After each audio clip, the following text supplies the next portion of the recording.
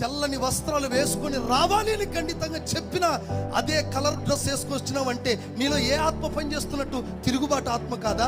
ఆయన చెబుతానే ఉంటాడు నేను ఇలాగే చేస్తానంటే తిరుగుబాటు కాదా? ఒక క్రమం, ఒక పద్ధతి, ఒక విధానం నీకు చెబుతున్నప్పుడు లెక్క లేకోకుండా నువ్వు చూస్తున్నావే, అది తిరుగుబాటు కాదా?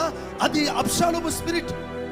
చెప్పిన వెంటనే లోపడకపోవటం, చెప్పిన వెంటనే లెక్క లేకుండా చూసుకోవడం, చెప్పిన వెంటనే అవిధేయత చూపించడం, అది తిరుగుబాటు స్వభావం. ఈ స్వభావం మీ గుండెల్లో ఉందేమో, అది చస్తే నువ్వు రాజుని ఎదుర్కొంటావు. అది చస్తే నువ్వు రాజుని ఎదుర్కొంటావు, లేకపోతే రాజుని ఎదుర్కోలేవు. రాజులకు రాజు, ప్రభువులకు ప్రభు. ఆయనను రాజుని ఎదుర్కోవాలంటే అబ్షాలోము చావాలి.